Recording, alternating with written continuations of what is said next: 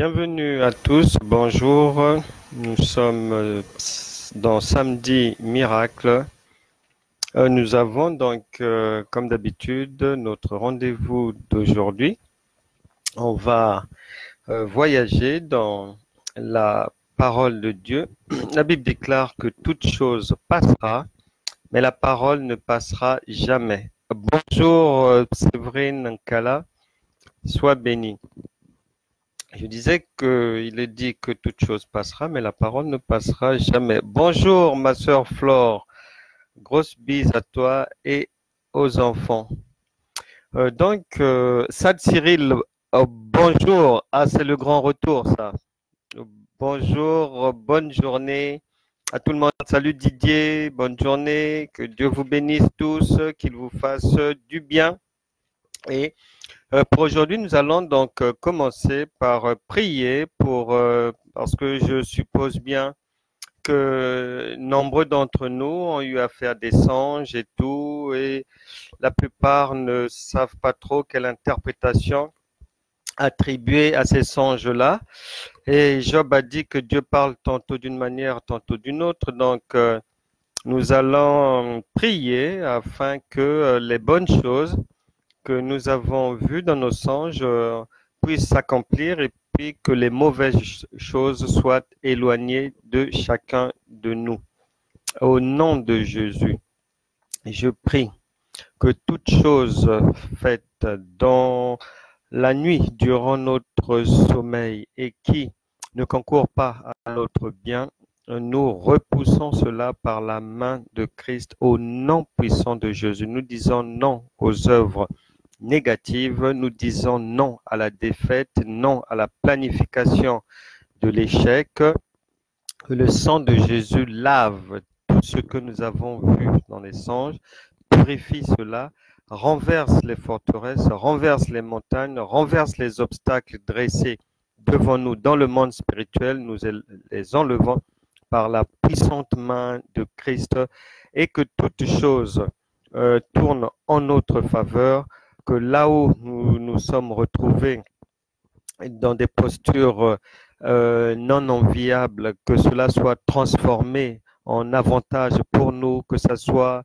des choses dans lesquelles on a vu des choses étranges, des animaux étranges, que ce soit ceux qui ont fait des cauchemars, là où il y a eu des angoisses, des frayeurs, que ce soit dans le songe ou au réveil, que la main de l'Éternel enlève toutes ces choses de votre route et que tout ce qui a été planifié contre quiconque dans le monde spirituel soit enlevé au nom puissant de Jésus et que l'intelligence divine, la sagesse divine puisse conduire tout un chacun afin que les messages de Dieu, les enseignements donnés durant la nuit puissent être bien assimilés et que la marche de tout le monde puisse se conformer au bon conseil de Dieu. Que le Seigneur enlève toute amertume, tout regret, toute frayeur dans les cœurs de qui que ce soit et que le soleil de Dieu puisse luire dans vos vies. Au nom de Jésus, nous avons prié pour ce qui s'est passé durant notre sommeil. Maintenant, entrons dans notre sujet du jour intitulé « Lève-toi et brille ». Lève-toi et brille. Pourquoi? Parce que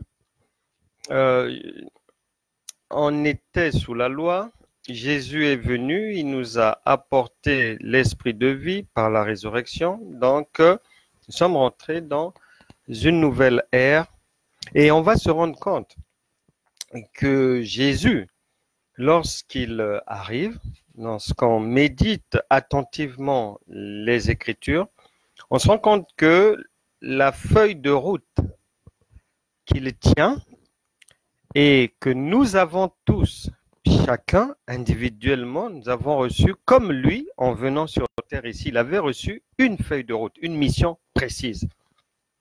Et les choses n'ont pas changé sous le soleil. Lui est venu simplement partager avec nous le quotidien et nous indiquer ce qu'il y a lieu de faire avant de retourner au Père. Et lui, sa feuille de route, puisqu'il est maintenant en tout un chacun par le Saint-Esprit, donc nous avons une feuille de route. Et on se met au niveau de celle de Jésus d'abord, qui arrive, qui est né dans sa famille avec son père Joseph et Marie. Il échappe au décret diabolique d'Hérode. Avec ses parents, il fuit en Égypte. Après, divinement averti en songe de la mort d'Hérode par Dieu, ils reviennent. Il poursuit sa marche dans Nazareth avec ses frères et ses sœurs. Pendant ce temps, son cousin Jean-Baptiste est en train d'arranger le chemin, d'annoncer le message aux Juifs que un Messie va arriver, le Sauveur va arriver. Donc, Jean-Baptiste ne se fatigue pas. Nuit et jour, il prêche, il annonce, répentez-vous, il a le message de la repentance, répentez-vous, le temps est proche et Jésus, au temps convenable, donc, est baptisé dans le Jourdain par Jean-Baptiste. Ensuite, s'ensuit la tentation de Jésus. Il faut bien retenir que Dieu ne nous parle pas en nous faisant état de faits qui n'ont rien à voir avec notre quotidien, non. Et les personnages qui sont indiqués, Dieu parle de nous-mêmes. Donc ce Jésus-là, c'est maintenant vous, c'est maintenant moi, puisque le Saint-Esprit est en nous. Et ce Saint-Esprit-là a une feuille de route, c'est pour faire quelque chose. Donc Jésus est baptisé comme bon nombre d'entre nous, est passé par les eaux du baptême, on devient enfant de Dieu, chrétien, et là, il y a une cascade de qui se présente à nous. Quand on est dans l'église, dans la marche chrétienne, plein de tentations, que ce soit au travail, que ce soit à l'école, pour ceux qui sont encore dans les études, partout. Et on s'est dit, mais c'est pas possible. Comment, au moment où je deviens enfant de Dieu, toutes ces propositions-là sont là au même moment.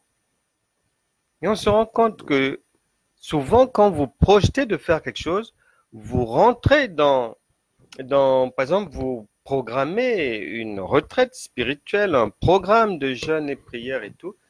Et je ne sais pas si vous avez remarqué, c'est à l'entrée de ce genre d'événements prévus que des propositions vraiment diverses et variées vont vous être faites.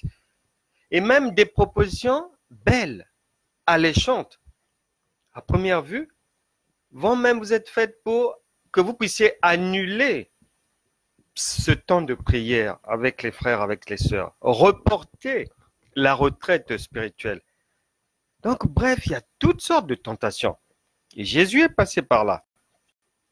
Et après, il y a le début de son ministère à Capernaum. Et nous, en ce qui concerne chacun de nous, ce sont nos débuts dans le chemin, le vrai chemin. Donc, qui dit ministère dit une tâche. Donc, tout le monde a une tâche à faire. À quelque niveau que ce soit, et on doit bien le comprendre. On a tous une tâche à faire. Jésus est passé par là. Et après, il y a eu l'appel de ses disciples. Comme nous, on peut être sollicité par une assemblée, dans un groupe de prière, un groupe de maison, etc., etc. Ou à travers l'évangélisation audiovisuelle et les enseignements que nous faisons. Donc voilà, chacun travaille, chacun fait quelque chose pour l'œuvre de Dieu. Et lorsqu'on poursuit cela, il y a quelque chose d'important rapidement, Matthieu chapitre 5. Donc Jésus commence son ministère et il vient dire quelque chose qui va faire l'objet de notre attention aujourd'hui. Allons dans Matthieu chapitre 5, verset 13. Vous êtes le sel de la terre. Vous êtes le sel de la terre. Matthieu chapitre 5, verset 13. Le sel, c'est ça fait partie de l'alimentaire utilisé pour les aliments. Et lorsqu'on essaie de vérifier un peu, de sortir de la signification basique, on se rend compte que le sel, c'est un condiment. C'est quelque chose qui rend agréable, qui agrémente. Mais c'est aussi un agent de conservation des aliments ou de préparation. Donc, la terre entière utilise le sel. Depuis les temps les plus reculés, le sel est présent dans tous les pays du monde, incontournable. Et Jésus nous dit que nous sommes ceux-là, incontournables, ayant de l'importance, ayant quelque chose que la terre entière a besoin. Et quand on médite bien cette parole du Seigneur, vous êtes le sel de la terre. La terre entendue par là. Là, il y a deux manières spirituellement de comprendre cela. Le sel, donc, quelque chose d'une importance capitale, on ne peut pas s'en passer.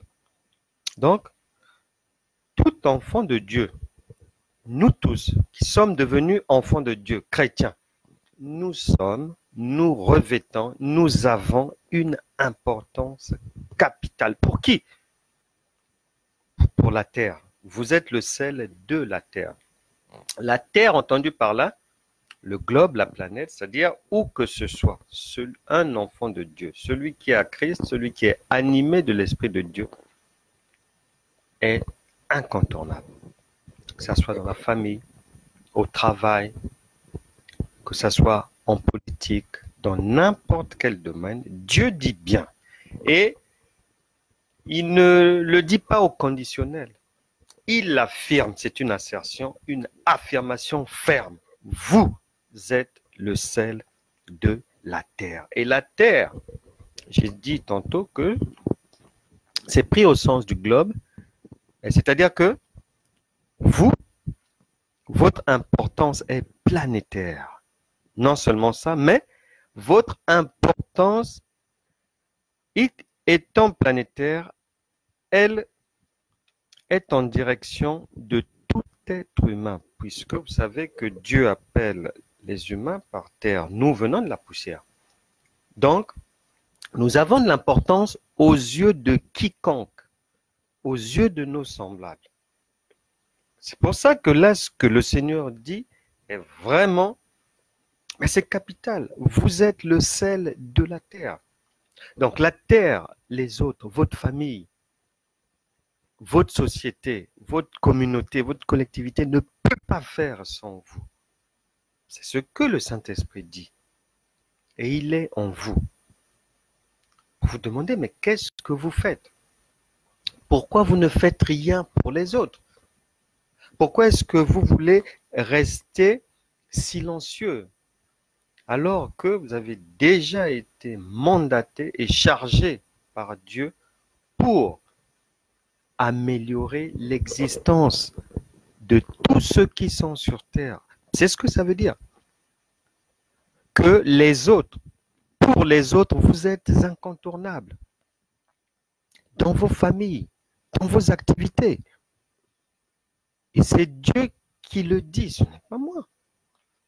Je n'ai pas inventé cela. Ça vient de la parole de Dieu. Devenir enfant de Dieu, donc, fait de vous, fait de moi, une personne incontournable. Que ça soit dans la famille, que ça soit au travail, partout. Même si, lorsque vous donnez votre vie à Christ, vous avez peut-être une posture ou un statut insignifiant, que ce soit dans la famille, dans le quartier, où que ce soit. Même peut-être que vous êtes méprisé par votre conjoint lorsque vous arrivez dans le royaume de Dieu. Mais Dieu ne se dédie pas, il persiste et signe. Vous êtes le sel de la terre. Donc, il a confiance. Il sait. Il sait ce que vous êtes. Et vous savez que lorsque Dieu le dit, il a aussi à l'idée le fait que la terre, l'homme, nous sommes poussière, nous venons de là, nous retournerons à la poussière. Mais il veut dire par là que dans cette poussière, il y a beaucoup de choses. Il y a beaucoup de choses. Et quand Dieu dit que nous sommes le sel de la terre, donc incontournable dans notre milieu, pour notre société, c'est pour aussi attirer notre attention. Parce qu'il y a des parents qui sont absents pour leurs enfants. Il y a des gens qui ne font pas correctement leur travail. Il y a des choses que nous devons faire, mais soit on oublie de les faire, ou soit on ne les fait pas convenablement.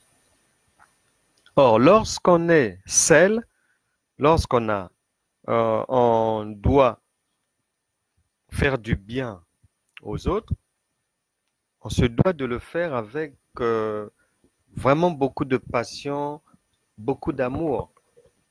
On ne doit pas le faire de manière légère. Et tout sur la terre, puisque nous sommes le sel de la terre, tout doit passer par nous, selon la pensée divine. Et la question pour nous, l'interpellation du Saint-Esprit, c'est de nous demander à tous qu'est-ce que nous faisons actuellement pour les autres, pour notre famille, pour notre société, pour notre environnement. Est-ce que les autres peuvent réellement dire de nous que nous sommes vraiment indispensables, que nous sommes incontournables, que notre apport est indispensable au progrès, que ce soit dans la famille, dans les projets, dans les différentes activités dans lesquelles vous êtes engagés? Saint-Esprit peut nous demander, parce que chez Dieu, il n'y a pas de limitation. Il n'y a aucune frontière dans la pensée divine entre vous, individu, vous, dans la famille, au travail, dans la société, dans la politique, dans le sport, partout. Non, vous êtes un. La même personne partout. C'est pour ça que on peut se demander, est-ce que nous sommes vraiment ce que le Seigneur a affirmé que nous sommes? Est-ce que nous l'exprimons? Est-ce que ça saute aux yeux des autres? Est-ce que les assemblées à travers le monde, les assemblées nationales, les parlements et tout, est-ce que lorsque ces gens-là adoptent des lois, est-ce qu'ils consultent le sel de la terre que nous sommes? Est-ce qu'ils consultent les enfants de Dieu? Parce que le Seigneur dit que nous sommes incontournables. Parce que le sel, il est sel pour un objectif. Il est sel pour un objectif. L'amélioration de quelque chose. Voilà. Est-ce que dans la famille, où en êtes-vous? Est-ce que votre apport est reconnu par les autres? Vos amis disent quoi de vous? Est-ce que vous êtes une valeur ajoutée là où vous êtes, ou bien vous êtes source de problèmes? Une pierre d'achoppement. Parce qu'on retrouve votre nom dans des ragots matin, midi, soir. On vous retrouve dans des choses qui n'ont rien à voir avec le royaume de Dieu. Est-ce que vous en êtes là? Parce que pour Dieu, vous devez, en étant celle de la terre, on doit se lever. On doit se lever. On doit se lever. On ne doit pas rester à un niveau inconnu des autres, méconnu. On ne peut pas être enfant de Dieu et que cela ne soit pas remarquable par un apport, par un plus là où vous êtes. C'est pas possible. C'est pas possible. Ce n'est pas possible. Et le Seigneur dit, la phrase d'après,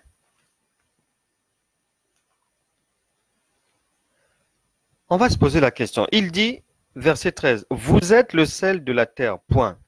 Mais si le sel perd sa saveur, avec quoi la lui rendra-t-on » C'est étrange quand même.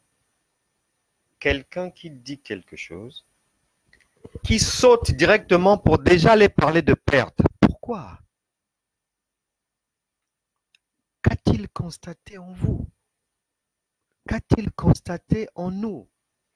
Pour nous poser une telle question par le Saint-Esprit. C'est étrange quand même. Nous sommes le sel de la terre, oui. Merci Seigneur. Mais immédiatement, il y a une interpellation. Mais si le sel perd sa saveur, oh, avec quoi la lui rendra-t-on? En fait, lorsqu'on devient enfant de Dieu, le Seigneur, lorsqu'il affirme que nous sommes le sel de la terre, c'est parce que en l'homme, il a mis tout ce qu'il faut. Lorsqu'on médite la parole, le Seigneur ne dit pas que nous allons devenir le sel de la terre. Non, il est catégorique, c'est ferme. Vous êtes. Donc, lorsqu'on devient enfant de Dieu, on est déjà sel. On est déjà chargé. On a une saveur déjà. On a une capacité à influencer positivement notre foyer. Une capacité parce que l'intelligence, la sagesse et la connaissance divine sont des éléments d'appui pour nous permettre de bien tenir notre foyer, de bien éduquer les enfants, de prendre notre part de responsabilité professionnelle de manière convenable. Lorsqu'il y a des problèmes dans la famille, ces éléments-là qui viennent d'en haut doivent permettre aux chrétiens d'être la solution aux problèmes de la famille. Maintenant, si dans votre famille, non seulement on ne voit rien de Christ en vous et qu'on ne vous consulte même pas quand il y a une difficulté à résoudre, ben ça pose un problème au Seigneur. Donc pour lui, le sel a perdu sa saveur. Il y a un problème. Il y a un problème. Et perdre la saveur, perdre ce que l'on a, le sel que nous avons, le potentiel, la richesse. Parce que le Seigneur parle de nous en termes de terre. Pourquoi? Parce que dans la terre, les humains que nous sommes, la terre de laquelle nous provenons, il y a du diamant dans la terre, il y a de l'or, il y a le gaz, le pétrole, cobalt ou cuivre, étain, fer, manganèse, potassium, uranium, tous les minerais pour faire quelque chose, pour prospérer, pour aider le monde, pour aider la famille, pour aider sa collectivité, pour sortir du manque, pour prospérer, pour avoir le financement nécessaire pour faire quoi que ce soit, c'est déjà en l'homme. Mais si le Seigneur craint que, en tant qu'enfant de Dieu, que nous puissions perdre la saveur, mais c'est parce que perdre la saveur, là, il y a deux axes. On peut perdre la saveur, bien sûr, par le péché. Et ça, tout le monde le sait déjà. Mais aujourd'hui, l'axe qui va nous intéresser, c'est l'axe de l'inaction. Ne rien faire, pour Dieu, c'est aussi un péché. On peut perdre son potentiel en ne faisant rien, en le gardant inutilisé. Et le Seigneur a dit, on reconnaîtra tout le monde à ses fruits. Et un arbre, donc vous, moi, qui ne produit pas de fruits, on va le couper, il sera brûlé. Donc ne pensez pas que on devient enfant de Dieu pour faire la navette église-maison. Ça n'intéresse pas Dieu. C'est pas là où le Seigneur nous attend. Il nous attend dans le pas du modèle qu'il nous a laissé, qu'il nous a donné, qu'il nous donne encore, puisque sa parole, elle ne passe pas. Elle est « je suis ». Quand il est devenu enfant de Dieu, la Bible dit « allons de lieu en lieu, faisant du bien ». Donc, ce n'est pas dans les quatre murs que le Seigneur nous attend. C'est-à-dire le sel dont vous êtes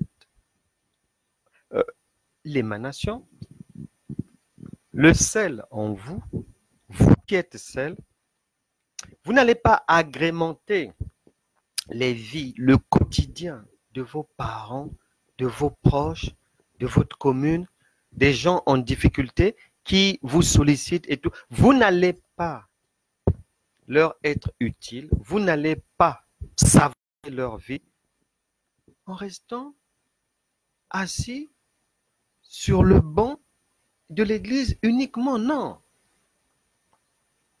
Le défi, c'est dehors. C'est pour ça que Jésus n'est pas resté dans le temple uniquement. 80% au moins de son activité se passait dehors. Parce que c'est dans la société que nous avons des défis. C'est pas le dimanche dans les quatre murs de l'église, non. Il n'y a rien, c'est la communion fraternelle. Vous voulez faire quoi, là? Démontrer quoi? L'église est un centre de formation. Toutes les activités reliées à notre Seigneur et Sauveur ont pour objectif de nous forger, de nous charger, de réveiller, de nettoyer le sel déjà en nous. Le sel, on le nettoie. On ne le fabrique pas, non. Il est déjà. Le sel, sur terre, on le découvre. Vous êtes déjà. Maintenant, l'Église sert à nettoyer, dépoussiérer, parce que quand on devient enfant de Dieu, on a une intelligence du monde tordue, qui n'a rien à voir avec celle de Dieu. Donc, il y a un nettoyage. Et c'est le rôle des assemblées de Dieu, de la méditation divine, de la vie de prière, transformée par le renouvellement de l'intelligence. Mais une fois que cette transformation, une fois que le nettoyage du sel que vous êtes a eu lieu, après, il faut aller dehors. La société attend. Si vous êtes laborantin, il faut faire des recherches, découvrir quelque chose, guidé par l'Esprit de Dieu pour améliorer les vies de la collectivité. Si dans la famille vous êtes le seul chrétien, c'est à vous d'apporter les solutions, ne fût-ce que par de sages conseils. Ne rien faire, c'est un problème. pouvez perdre votre saveur, vous pouvez perdre beaucoup de choses, même les promesses divines, en étant passif. Alors que la marche chrétienne est une marche active. On doit faire quelque chose. Nous avons reçu gratuitement, donnons gratuitement. Nous avons reçu. Nous sommes déjà chargés. Nous sommes le sel. C'est le Seigneur lui-même qui le dit. Ce sel, donc vous n'êtes pas créé par le Seigneur pour rester à la maison, pour rester assis uniquement dans l'église. Vous n'êtes pas créé pour uniquement faire des activités dans l'église. Non. Non, du tout. Du tout. Vous êtes créé pour agrémenter, pour améliorer l'existence des autres. L'existence des autres. L'inaction, elle peut être caractérielle, c'est-à-dire, vous ne bougez pas au niveau du caractère. Vous étiez dans le monde, vous nous rejoignez dans le royaume de Dieu, mais vous êtes la même personne, mêmes habitudes, toujours dans la cigarette, entouré des païens, prenant les conseils chez les païens, voulant même épouser un païen ou une païenne, au prétexte que Dieu est miséricordieux et puis il vous aidera et il convertira l'autre plus tard. Ce schéma-là ne verra jamais le jour. Je préfère te dire la vérité par le Saint-Esprit. Dieu ne travaille pas de cette manière-là. Il n'y a pas de rapport entre Christ et Bélial. Il n'y a pas de rapport entre les ténèbres et la lumière. Il n'y a pas de rapport entre les étrangers et les gens de la maison de Dieu. Tu ne peux pas. Le sel ne peut pas se mélanger avec quelque chose qui n'est pas de sa nature. Non, on ne mélange pas le sel. Il est déjà. Donc, s'il faut aller épouser quelqu'un, prenez quelqu'un qui est comme vous, déjà dans la maison de Dieu. Déjà dans la maison de Dieu. À moins que vous deux, vous ne soyez pas encore convertis, il n'y a pas de problème. Allez-y, la Bible dit, dans ce cas-là, Dieu, il vous visitera.